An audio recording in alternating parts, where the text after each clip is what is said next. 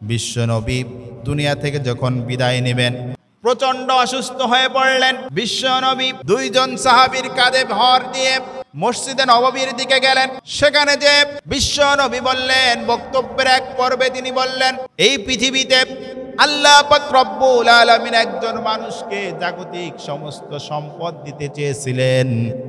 তিনি এই সম্পদকে অপেক্ষা করে আল্লাহর সাথে দিদার করাটাই তিনি বেশি পছন্দ করেছেন। বিশ্বনবীর বক্তব্যের পরে সাহাবায়ে কিরামগণ তারা কিছু বুঝতে পারলেন না। অপরদিকে বয়োজ্যেষ্ঠ বৃদ্ধ সাহাবী, বিশ্বনবী সবচেয়ে যাকে বেশি ভালোবাসতেন, হযরত আবু বকর রাদিয়াল্লাহু তাআলা আনহু, তিনি ফুফাই ফুফাই কান্না শুরু করেছেন। অন্যান্য সাহাবীরা জিজ্ঞেস করল, বিশ্বনবী কার না কার ব্যাপারে কি বলেছে, আপনি কান্নাকাটি করছেন কেন? অপরদিকে হযরত আবু বকর রাদিয়াল্লাহু তাআলা আনহু বলে, বিশ্বনবী বক্তব্য দিয়েছে, এই পৃথিবীতে জাগতিক সকল সম্পদ আল্লাহ পাক রব্বুল আলামিন একজনকে দান করতে চেয়েছিলেন, সেটি হলো বিশ্বনবী। আর বিশ্বনবী বলেছেন, তিনি সব কিছু অপেক্ষা করে তিনি বক্তব্য দিয়েছেন, আল্লাহর সাথে দিদার লাভ করাকে বেশি প্রাধান্য দিয়েছেন। অর্থাৎ বিশ্বনবী হয়তোবা আমাদের মাঝে আর বেশি দিন থাকবেন না, খুব দ্রুতই আমাদের মাঝ থেকে বিদায় নেবেন। বিশ্বনবী মৃত্যুর পূর্বে কখনো হুঁশ কখনো বেহুশ, এমত অবস্থায় আম্মা জান হযরত আয়েশা রাদিয়াল্লাহু তাআলা আনহাকে বললেন, ও আয়েশা, পানি নিয়ে আসো। বিশ্বনবী পানির ভিতরে হাত প্রবেশ করালেন। এই হাত তিনি কপালে মুছলেন, বুকে মুছলেন। এক পর্যায়ে বিশ্বনবী বললেন, মৃত্যুর এই ভয়াবহ কঠিন যন্ত্রণা থেকে আমি আল্লাহ পাক রব্বুল আলামিনের কাছে পানা চাই। আমার বন্ধুগণ, বিশ্বনবী যখন একবার হুঁশ আসছেন আর একবার বেহুশ হয়ে যাচ্ছেন, এমত অবস্থায় সাহাবায়ে কেরামগণ মাগরিবের সালাত বিশ্বনবীর পিছনে আদায় করলেন। এশার সালাতের সময় সাহাবায়ে কেরামগণ অনেক সময়, লম্বা সময় অপেক্ষা করতে করতে এক পর্যায়ে হযরত আবু বকর রাদিয়াল্লাহু তাআলা আনহুর ইমামতিতে তারা এশার সালাত শুরু করে দিলেন। অপরদিকে বিশ্বনবীর যখন হুঁশ আসলো, আম্মা জান হযরত আয়েশা রাদিয়াল্লাহু তাআলা আনহা বলেন, আপনার জন্য সাহাবায়ে কেরামগণ অপেক্ষা করে করে তারা সালাত শুরু করেছে। বিশ্বনবী বলেন, মসজিদে নববীর দিকের ওই জানালাটা একটু খুলে দাও। যখন আম্মা জান হযরত আয়েশা রাদিয়াল্লাহু তাআলা আনহা জানালা খুলে দিলেন, বিশ্বনবী দেখার পরে তিনি কান্না শুরু করে দিলেন। আউযু বিল্লাহি মিনাশ শাইতানির রাজীম। বিসমিল্লাহির রাহমানির রাহিম। ওয়া হুয়াল্লাযী يتوفاكم بالليل ويعلم ما جرحتم بالنهار ثم يبعثكم فيه ليقضى أجل مسمى. وقال تعالى إن الله وملائكته يصلون على النبي يا أيها الذين آمنوا صلوا عليه وسلموا تسليما. اللهم مولانا محمد وعلى آله।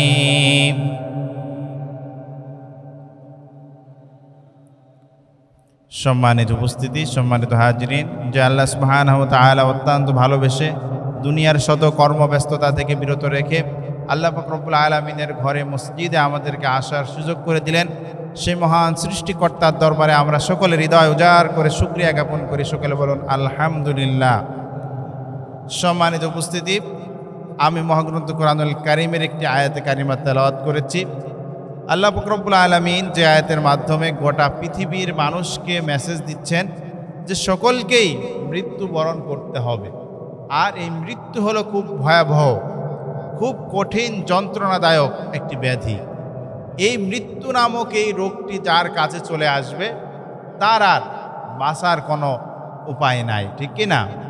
সম্মানিত উপস্থিতি, এই মৃত্যুর 3টি প্রক্রিয়া রয়েছে। যারা আল্লাহ পাক রব্বুল আলামিনের কোরআন মাফিক যারা তাদের জীবন পরিচালনা করেছে তাদের মৃত্যু একরকম হবে, আর যারা আল্লাহর আয়াতগুলিকে অমান্য করেছে, আল্লাহর কোরআনকে যারা মিথ্যা বলে সাব্যস্ত করেছে তাদের মৃত্যু হবে একরকম, আর যারা ইসলাম প্রতিষ্ঠার কাজ করতে যে যারা আল্লাহর রাস্তায় তাদের জীবনকে বিলিয়ে দিয়েছে তাদের মৃত্যু হবে আর এক রকম। এই 3 প্রকারের মৃত্যু রয়েছে।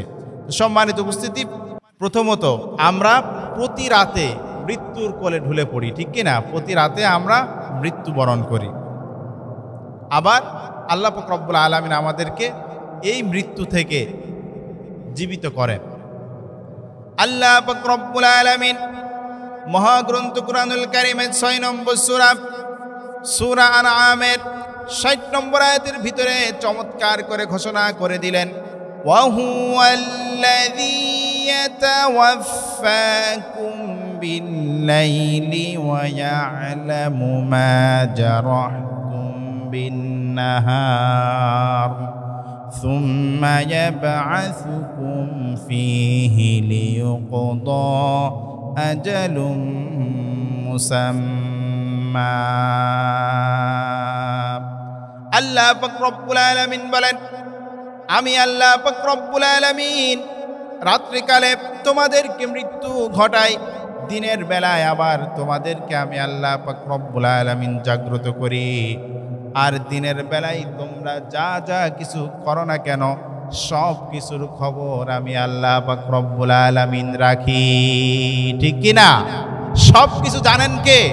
আল্লাহ পাক রব্বুল আলামিন। আমরা কোথায় কি করছি না করছি সব কিছুর খবর আল্লাহ পাক রব্বুল আলামিনের কাছে আছে না নাই? আছে না?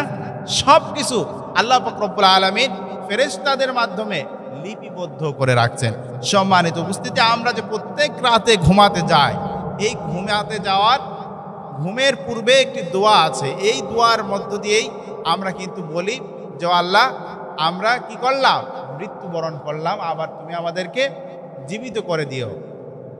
সম্মানিত উপস্থিতি, এই মৃত্যুর যন্ত্রণা সাধারণ কোনো যন্ত্রণা নয়, খুব কঠিন ভয়াবহ যন্ত্রণা। আমাদের যদি মাথা ব্যথা করে তাহলে ওষুধ খাইলে সেটা ভালো হয়ে যাওয়ার সম্ভাবনা আছে। যদি পেটে ব্যথা করে, যদি জ্বর আসে বা ইত্যাদি রকমের আমাদের যত ধরনের রোগ ব্যাধি আছে, এইগুলি আসলে ট্রিটমেন্ট নিলে আশা করা যায় সুস্থ হতে পারি, ঠিক কি না?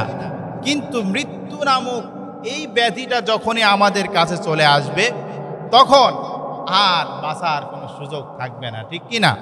মৃত্যু সম্পর্কে আল্লাহর নবী এবং আল্লাহর নবীর সাহাবীরা কি বলেছে?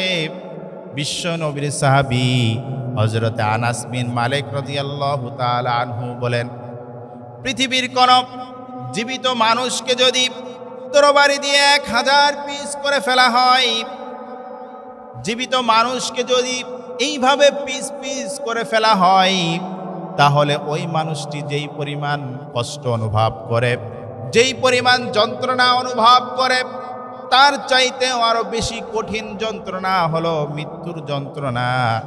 বিশ্বনবীর আরো একজন সাহাবী হযরত শাদ্দাদ বিন আউস রাদিয়াল্লাহু তাআলা আনহু বলেন, কোন জীবিত মানুষকে যদি করাত দিয়ে চিরে দ্বিখণ্ডিত করা হয় অথবা শরীর থেকে চামড়া তুলে ফেলা হয়, জীবিত মানুষের শরীর থেকে যদি চামড়া তুলে ফেলা হয় অথবা যদি উত্তপ্ত গরম পানির ভিতরে যদি ফেলে দেওয়া হয়, উত্তপ্ত ফুটন্ত তেলের ভিতরে যদি ছেড়ে দেওয়া হয়, তাহলে এই জীবিত মানুষটি যেইভাবে কষ্ট অনুভব করে তার চাইতেও আরো কঠিন, আরো ভয়াবহ যন্ত্রণা হলো মৃত্যুর যন্ত্রণা।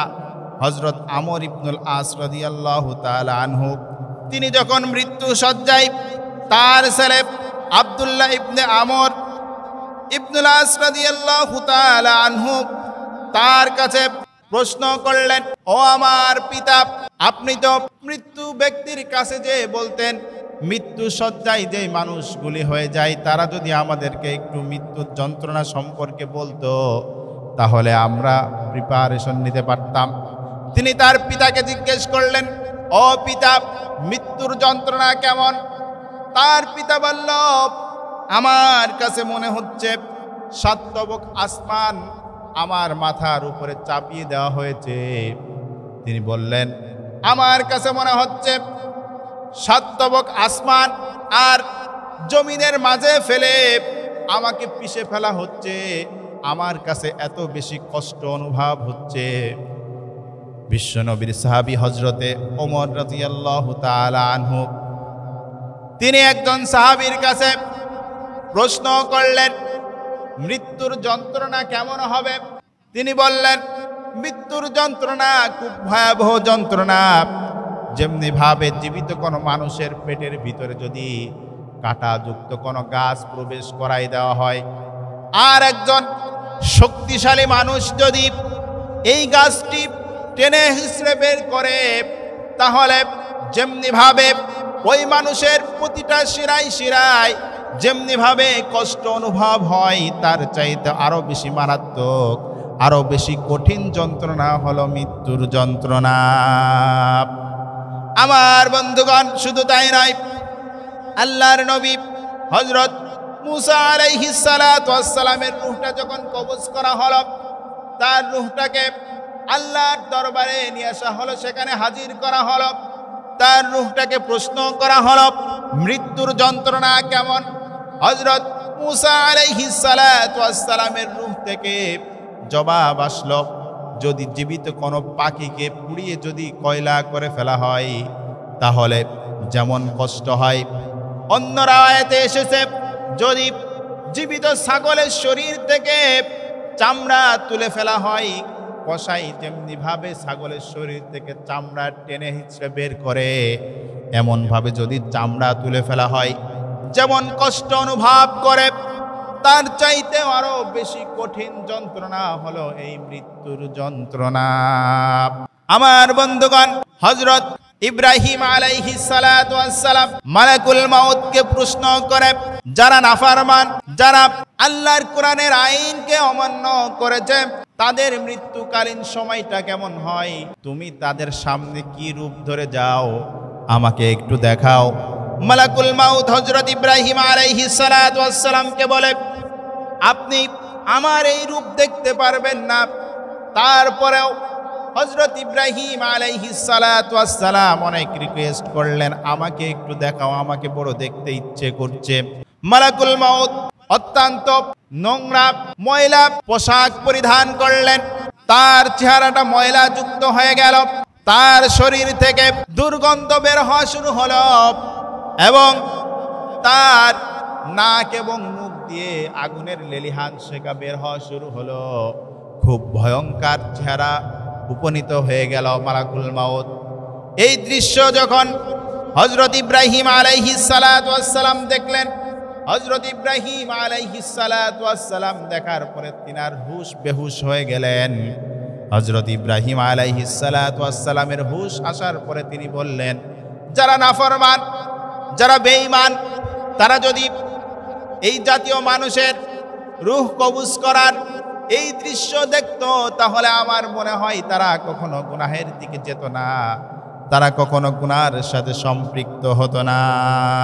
আমাদের নবী, বিশ্ব নবী, নবীদের নবী, আল্লাহর পরেই যার মর্যাদা, বিশ্ব নবীর মৃত্যুকালীন অবস্থা কেমন হয়েছিল?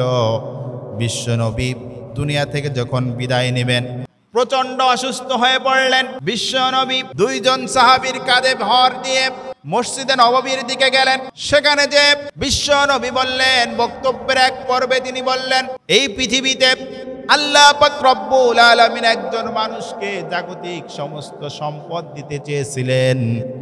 তিনি এই সম্পদকে অপেক্ষা করে আল্লাহর সাথে দিদার করাটাই তিনি বেশি পছন্দ করেছেন। বিশ্ব নবীর বক্তব্যের পরে সাহাবায়ে কিরামগণ তারা কিছু বুঝতে পারলেন না। অপরদিকে বয়োজ্যেষ্ঠ বৃদ্ধ সাহাবী বিশ্ব নবী সবচেয়ে যাকে বেশি ভালোবাসতেন হযরত আবু বকর রাদিয়াল্লাহু তাআলা আনহু তিনি ফুফাই ফুফাই কান্না শুরু করেছেন।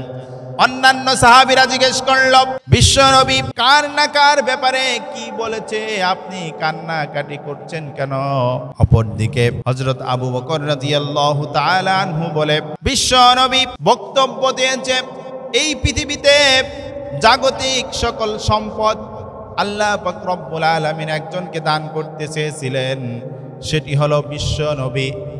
আর বিশ্বনবী বলেছেন তিনি সব কিছু অপেক্ষা করে তিনি বক্তব্য দিয়েছেন আল্লাহর সাথে দিদার লাভ করাকে বেশি প্রাধান্য দিয়েছেন। অর্থাৎ বিশ্বনবী হয়তোবা আমাদের মাঝে আর বেশি দিন থাকবেন না, খুব দ্রুতই আমাদের মাঝ থেকে বিদায় নেবেন। বিশ্বনবী মৃত্যুর পূর্বে কখনো হুঁশ কখনো বেহুশ, এমত অবস্থায় আম্মা জান হযরত আয়েশা রাদিয়াল্লাহু তাআলা আনহাকে বললেন, ও আয়েশা পানি নিয়ে আসো। বিশ্বনবী পানির ভিতরে হাত প্রবেশ করালেন। এই হাত তিনি কপালে মুছলেন, বুকে মুছলেন। এক পর্যায়ে বিশ্বনবী বললেন, মৃত্যুর এই ভয়াবহ কঠিন যন্ত্রণা থেকে আমি আল্লাহ পাক রব্বুল আলামিনের কাছে পানা চাই। আমার বন্ধুগণ, বিশ্বনবী যখন একবার হুঁশ আসছেন আর একবার বেহুশ হয়ে যাচ্ছেন, এমত অবস্থায় সাহাবায়ে কেরামগণ মাগরিবের সালাত বিশ্বনবীর পিছনে আদায় করলেন। এশার সালাতের সময় সাহাবায়ে কেরামগণ অনেক সময় লম্বা সময় অপেক্ষা করতে করতে এক পর্যায়ে হযরত আবু বকর রাদিয়াল্লাহু তাআলা আনহুর ইমামতিতে তারা এশার সালাত শুরু করে দিলেন। অপরদিকে বিশ্বনবীর যখন হুঁশ আসলো, আম্মা জান হযরত আয়েশা রাদিয়াল্লাহু তাআলা আনহা বলেন, আপনার জন্য সাহাবায়ে কেরামগণ অপেক্ষা করে করে তারা সালাত শুরু করেছে। বিশ্বনবী বলেন, মসজিদে নববীর দিকের ওই জানালাটা একটু খুলে দাও। যখন আম্মা জান হযরত আয়েশা রাদিয়াল্লাহু তাআলা আনহা জানালা খুলে দিলেন, বিশ্বনবী দেখার পরে তিনি কান্না শুরু করে দিলেন। বিশ্বনবী বলে, ও আয়েশা, এটা আমার কোনো সুখ কষ্টের কান্না নয়, এটা আমার সুখের কান্না।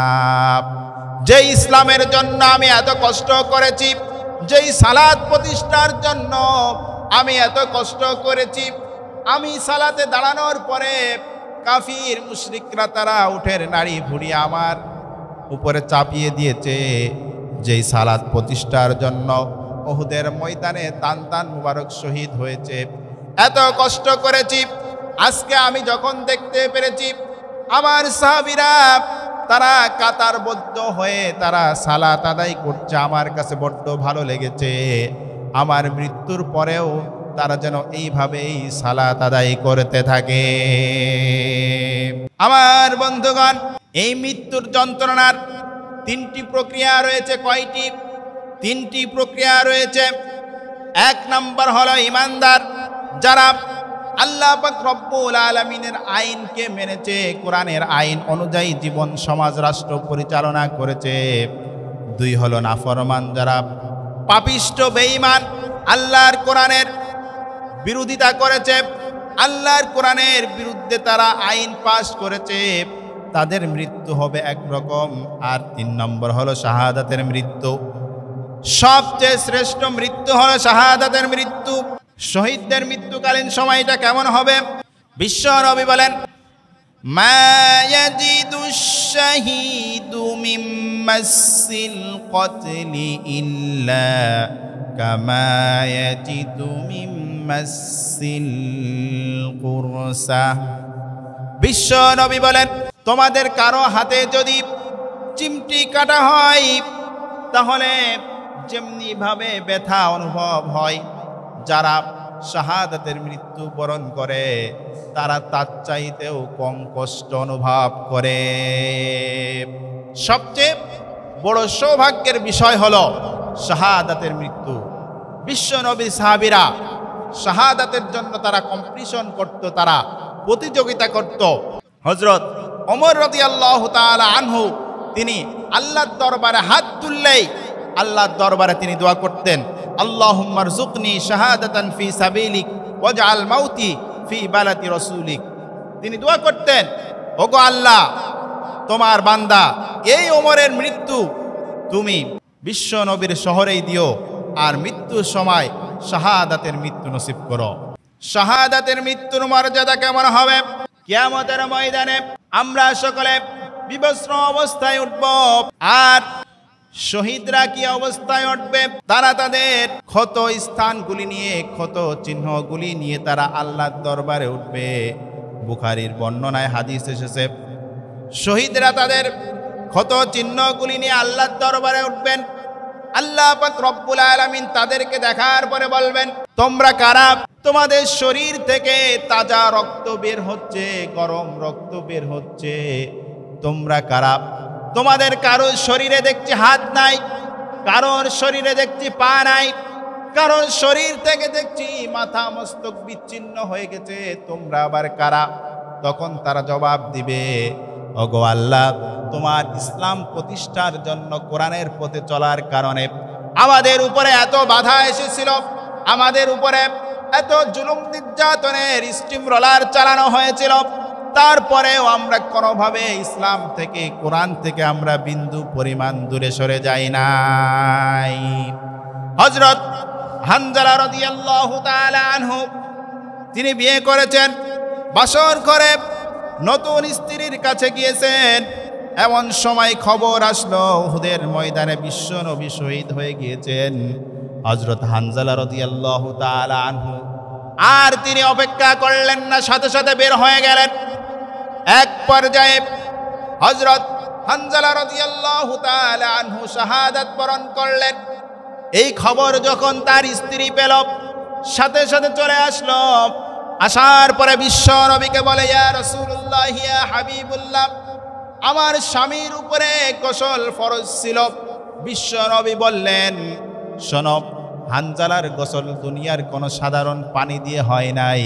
হানজালার গোসল আল্লাহ পাক রব্বুল আলামিন জান্নাতের পানি দ্বারা ব্যবস্থা করে দিয়েছেন। আমার বন্ধুগণ, যারা আল্লাহর কোরআন অনুযায়ী জীবন, সমাজ, রাষ্ট্র পরিচালনা করেছে, আজান হলেই মসজিদে এসেছে, সুদ, ঘুষ, দুর্নীতি থেকে নিজেকে সেফ রেখেছে, আল্লাহর আইন অনুযায়ী যারা জীবন পরিচালনা করেছে, তাদের মৃত্যুটা কেমন হবে? হাদিসের ভিতরে এসেছে, ক্ষুধার্ত শিশু যেমন ভাবে মায়ের কোলে দুধ পান করতে করতে ঘুমিয়ে যায়, মালাকুল মাউত যখন এই মানুষের সামনে এসে জান্নাতের নয়ানবিরাম দৃশ্যগুলি তুলে ধরে, এই মানুষগুলি তখন জান্নাতের এই নয়ানবিরাম দৃশ্যগুলি দেখতে দেখতে সুন্দরভাবে তারা মৃত্যুবরণ করে।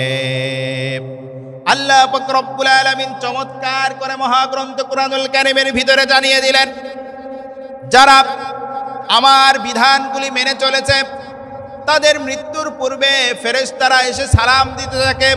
কি করে? ফেরেশতারা এসে সালাম দিতে থাকবে। আল্লাহ পাক রব্বুল আলামিন চমৎকার করে বলেন 16 নম্বর সূরা সূরাতুন নাহলের 32 নম্বর আয়াতের ভিতরে বলেন, আল্লাযীনা তাতাওয়াফাহুমুল মালাইকাতু তাইয়িবিন ইয়াকুলুনা সালামুন আলাইকুম উদখুলুল জান্নাতা বিমা কুনতুম তা'মালুন। আল্লাহ পাক রব্বুল আলামিন কোরআনের ভিতরে বলেন, পবিত্র লোকগুলির রূহ, আত্মা কবজ যখন করার সময় হয়ে যায়, ফেরেশতারা এসে তাদেরকে সালাম দিতে থাকে। ফেরেশতারা এসে সালাম দেয় আর বলে, নিজেদের কর্মকাণ্ডের বদৌলতে জান্নাতে প্রবেশ করো। কি করো? জান্নাতে প্রবেশ করো। আল্লাহ পাক আরো চমৎকার করে বলে দিলেন মহাগ্রন্থ কুরআনুল কারীমের 41 নম্বর সূরা, সূরা হামিম সাজদার 30 নম্বর আয়াতের ভিতরে বলেন, ইন্নাল্লাযীনা ক্বালু রাব্বুনাল্লাহু সুম্মা ইসতাকামু তাতানাজ্জালু আলাইহিমুল মালাইকাতু আল্লা তাখাফু ওয়া লা তাহজানু ওয়া আবশিরু বিল জান্নাতিল্লাতী কুনতুম তুআদুন। আল্লাহ পাক রব্বুল আলামিন বলে, নিশ্চয় যারা ঘোষণা করেছে আল্লাহ আমার রব, আল্লাহ আমার সৃষ্টিকর্তা, আল্লাহ বিধানদাতা, সেই রবের প্রতি যারা অটল থাকে, অবিচল থাকে, ইস্তেকামাত থাকে, তাদের মৃত্যুর সময় যখন এসে যায়, ফেরেশতারা বলে, তোমার রবের তোমার কোনো টেনশন নাই, সেই জান্নাতের সুসংবাদ তুমি গ্রহণ করো, যেই জান্নাতের ওয়াদা আল্লাহ পাক রব্বুল আলামিন তোমাকে দিয়েছেন। নেককার মানুষদের মৃত্যুর সময় ফেরেশতারা এসে এইভাবে চমৎকার করে সান্ত্বনা দিতে থাকেন। এরপর মালাকুল মাউত আল্লাহর বান্দার কাছে চলে আসেন। আসার পরে কি বলেন?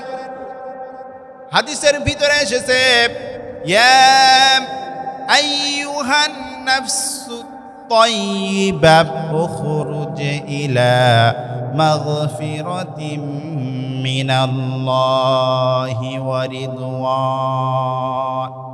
হে পবিত্র আত্মা, আল্লাহর ক্ষমা আর সন্তুষ্টির দিকে তুমি বের হয়ে আসো। এইভাবে বলতে থাকে। বিশ্ব নবী আরো বলেন, লোকটির রূহটাকে এবার ফেরেশতারা জান্নাতি কাপড়ে পেঁচিয়ে ফেলে। রূহটা কবজ করার পূর্বে মালাকুল মাউত জান্নাত থেকে একদল ফেরেশতা নিয়ে আবির্ভূত হয়ে যান এবং জান্নাতি একটি কাপড় নিয়ে চলে আসেন। আসার পরে লোকটির রূহটাকে জান্নাতি কাপড় দিয়ে আবৃত করা হয়। আবৃত করার পরে এই রূহটা যখন কবজ করা হয়ে যায়, এই রূহটা নিয়ে তারা আসমানের দিকে রওনা করে। ফেরেশতারা তখন কি করে? আসমানের ফেরেশতারা যারা নেককার বান্দা ছিল, দুনিয়ার জমিনে আল্লাহর সমস্ত আইনগুলি, আল্লাহর সমস্ত বিধানগুলি যারা মেনে চলেছে, তাদের রূহটা কবজ করার পরে যখন মালাকুল মাউত ফেরেশতাদের একটি টিম নিয়ে আসমানের দিকে চলে যায়, আসমানের ফেরেশতারা তখন কি করে? তাকে সম্বর্ধনা দেওয়ার জন্য, সেলিব্রেট করার জন্য তারা প্রস্তুত থাকে। আল্লাহ পাক রব্বুল আলামিন মহাগ্রন্থ কুরআনুল কারীমের 89 নম্বর আয়াতের 89 নম্বর সূরা সূরাতুল ফজরের 27 থেকে 30 নম্বর আয়াতের ভিতরে ঘোষণা করে দিলেন।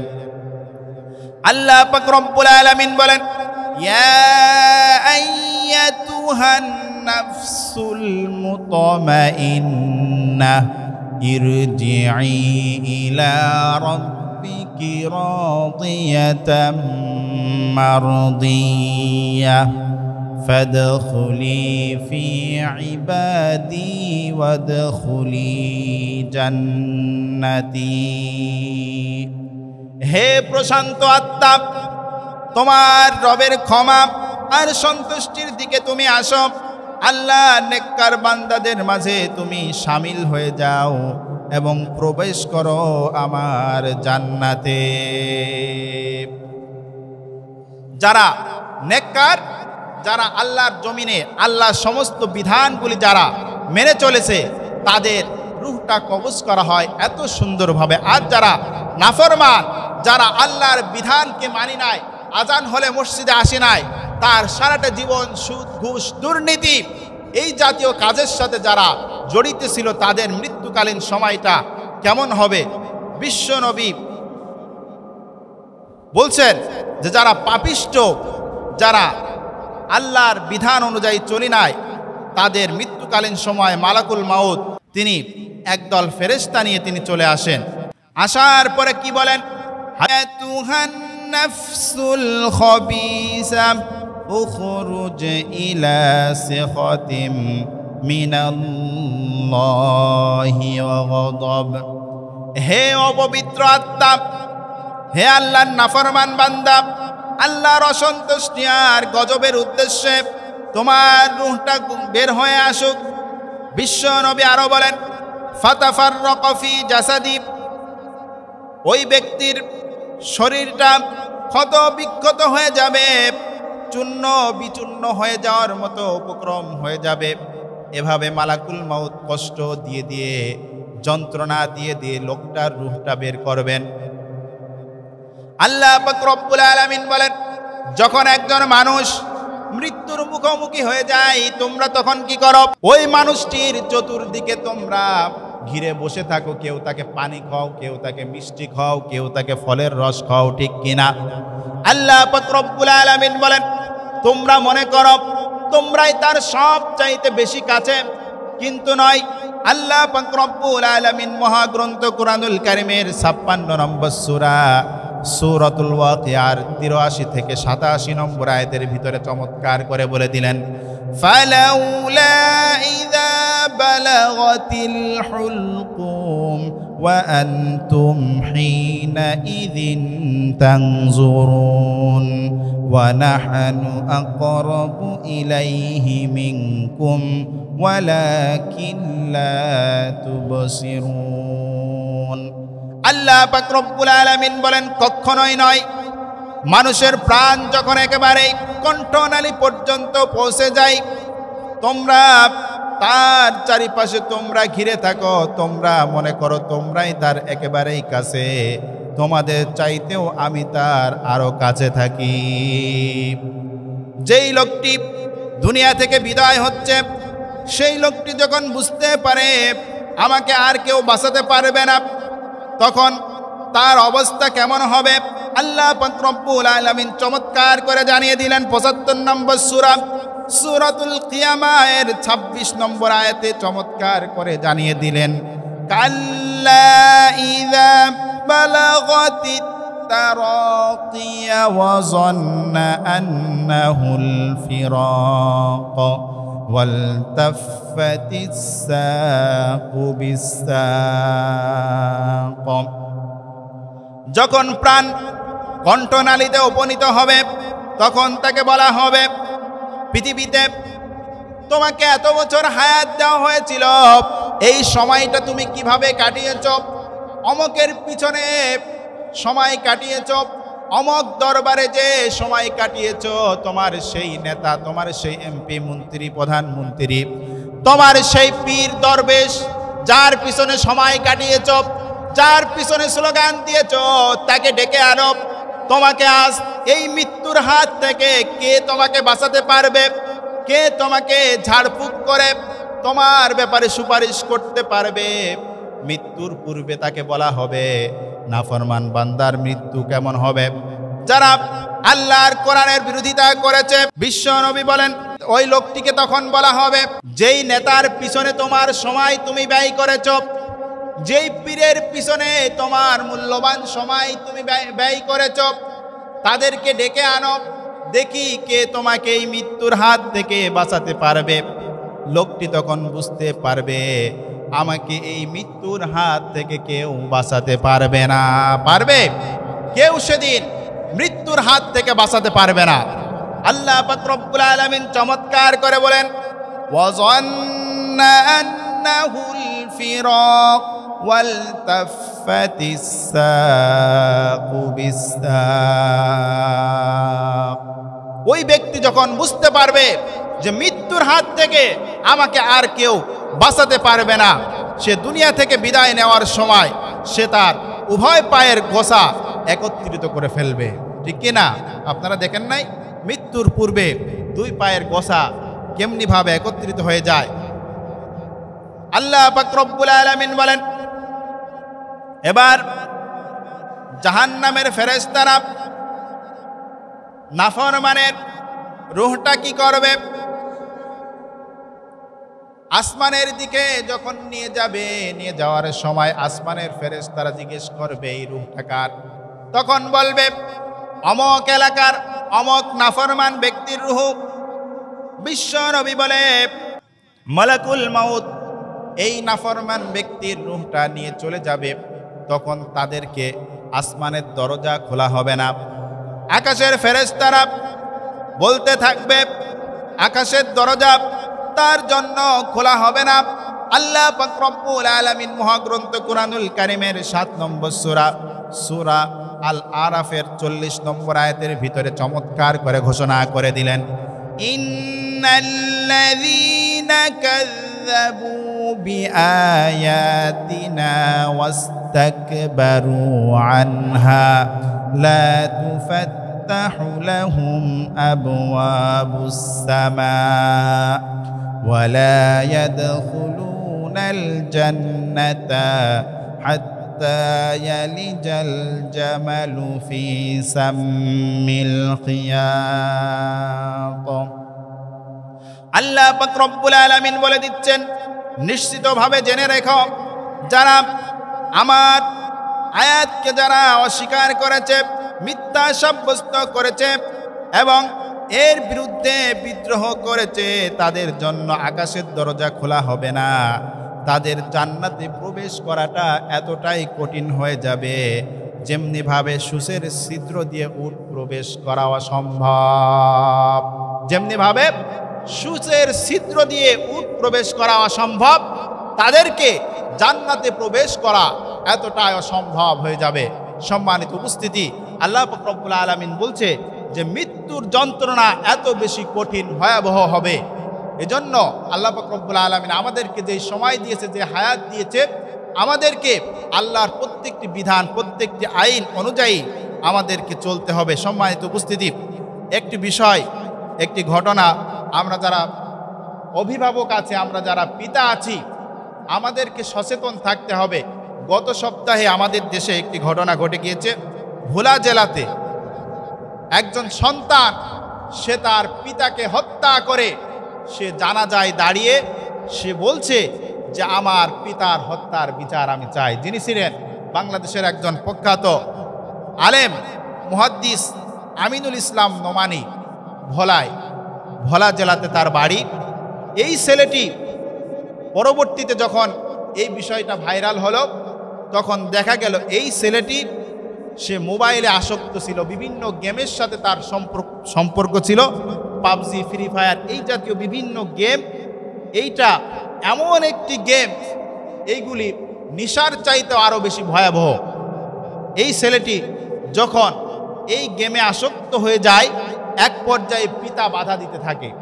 তখন এই ছেলে কি করলো, এক পর্যায়ে মোবাইলে দারাজে সে একটি চাকু অর্ডার দিল। চাকু অর্ডার দিয়ে এই চাকু হাতে পেয়ে সে তার পিতাকে, যার জন্য মুহাদ্দিস আমিনুল ইসলাম নোমানী তার একটি মাত্র সন্তান, এই সন্তানের জন্য আল্লাহর দরবারে কত কান্নাকাটি করেছে, কত সাধনার পরে এই সন্তান আল্লাহ পাক রব্বুল আলামিন তাকে দান করেছেন। যেই সন্তানের জন্য এত কিছু করছেন, একজন সুমিষ্টভাষী আলেম, তার প্রিয় সন্তান গেমে আসক্ত হয়ে, মোবাইলে আসক্ত হয়ে যখন পিতা বাধা প্রদান করলেন, এক পর্যায়ে তিনি দারাজে এই চাকু অর্ডার দিয়ে নিজ পিতাকে নিজ হাতে তিনি হত্যা করে ফেললেন। অপরদিকে এই সন্তান জানাজার নামাজে দাঁড়িয়ে মিসমিস করে হাসছে আর বলছে, আমি আমার পিতা হত্যার বিচার চাই।